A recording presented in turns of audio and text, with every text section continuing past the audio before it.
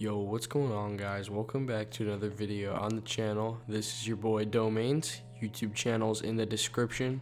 Be sure to leave a like and subscribe on the video.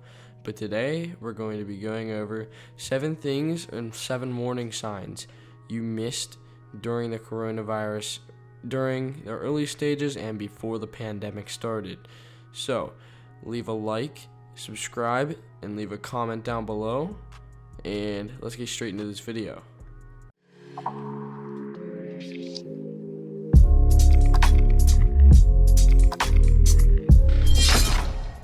One of the first things the world did wrong was ignore the warning signs.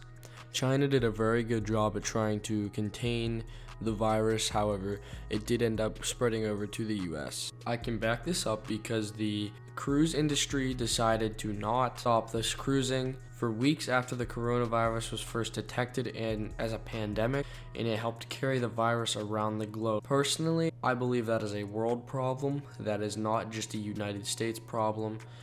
However, I do believe the United States could have done a better job in making sure no passengers were testing positive on that ship before we let them come back to the United States. The reason I'm going to be talking about the United States a whole lot in this video is simply because it is currently the most widely affected country out of all of them, with over 1 million cases and close to 70,000 deaths. Of the time of me recording this, the state of Pennsylvania, in which I live, has almost 50,000 cases.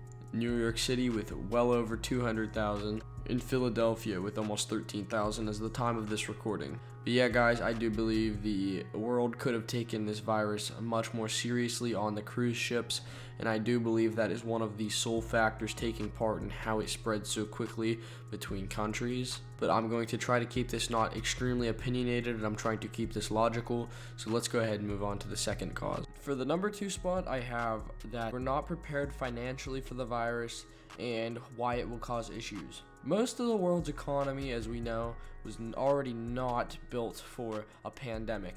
You can't really expect this. However, we could not be more unlucky for this to hit the economy as hard as it did. I'm going to be going off of Turkey's stats because I know that most of you guys are from Turkey who are on this channel. Almost all of you guys are from Turkey, and I know only a fair bit of you speak English, so of course I'm going to be adding Turkish captions to this video. Turkey began registering more than 3,000 new coronavirus cases per day after April 4th and has reported more than 4,000 per day since April 4th. A sudden surge has alarmed health experts. The country of 82 million is one of the few in Europe that hasn't implemented a mandatory nationwide lockdown, something that President Recep Tayyip Erdogan, I probably butchered that, guys, I'm sorry, has avoided so far.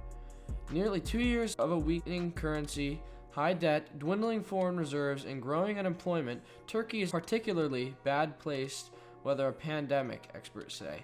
So the United States as well has also dropped almost 18% the economy. That is worse than the Great Depression. I am fortunate enough in a situation, if you guys care enough, I am fortunate enough in a situation where I am not hit as hard, but I do feel bad for the people located in big cities or in very remote parts of the country and in Turkey, because it is very hard to live without a job. Alright guys, the next thing I have up is that I do not feel as if the world reacted in time.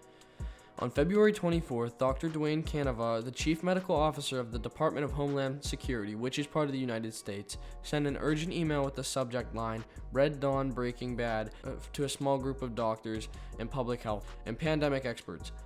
For more than a month, the scientists on the email chain have been tracking a deadly new virus that was ripping its way through South Asia. By late February, the sense of alarm in emails was palpable, as new coronavirus cases were being reported in Singapore, Hong Kong, South Korea, Japan, and Italy. One of the White House veterans on the chain was a pandemic expert named Dr. Carter Metcher, who is now a senior advisor to the Department of Veterans Affairs. Metcher got into the habit of waking up at 4:30 a.m. and combining the internet for data to help him understand this new virus and what might happen if it made to America. So one of the things is I feel as if we did not react to this virus seriously enough, because this virus was surfacing in December of 2019.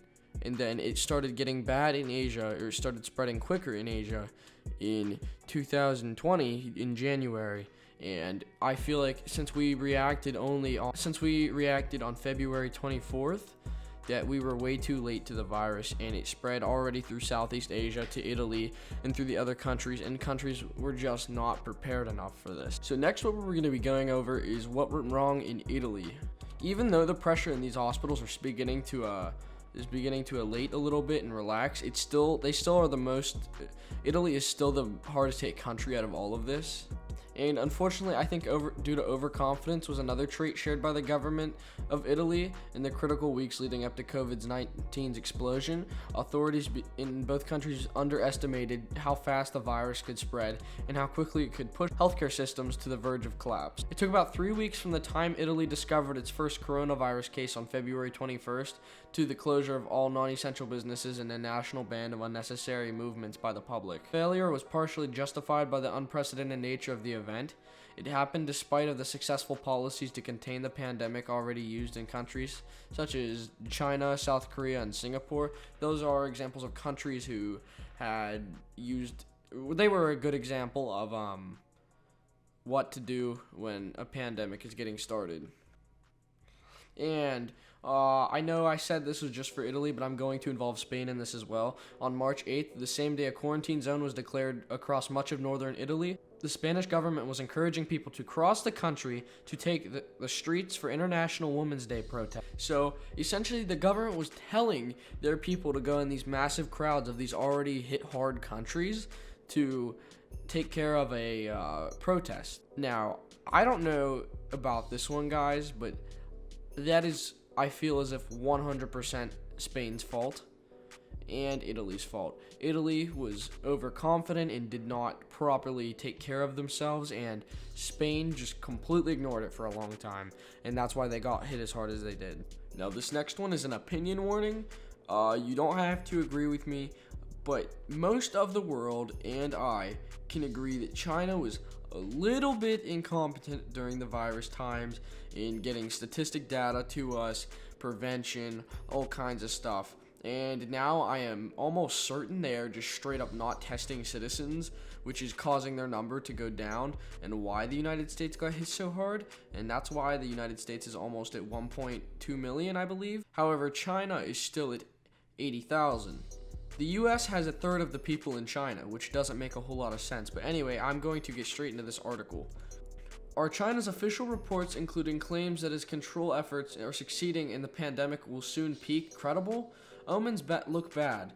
Once praised by the World Health Organization and scientists worldwide for its quick, transparent response to the newly named COVID-19, China now faces international vilification and potential domestic unrest as it blunders through continued cover-ups, lies, and repression that have already failed to stop the virus and may well be fanning the flames of its spread.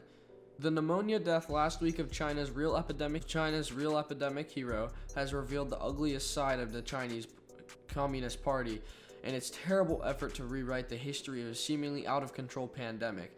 Li treated patients in December in Wuhan, where the breakout originated, who looked like SARS cases. He told colleagues on December 30th via doctors' social media chat room. Days later, for the so-called crime of rumor mongering, Li and 7 other physicians were brought before China's security police and compelled to sign a document admitting to spreading lies for days. Wuhan authorities sought to stifle Li's voice, but even after he caught the virus while treating his patients and it was confirmed to an intensive care unit bed, he continued to sound epidemic alarms to the BBC World Service. On February 6th, the once robust 34-year-old physician died. Li's death opened the gates of political rage across China, sparking an unprecedented outpouring of grief and outrage, denouncing the government cover-up. So what I'm getting from this is that China actually had covered up what was actually happening and forced this guy to sign a non-disclosure waiver about the coronavirus, and he was still feeding BBC, the news network, and the World Health Organization facts about the virus and what it was. Unfortunately, this guy passed away to the virus, and the government was covering things up. Wow.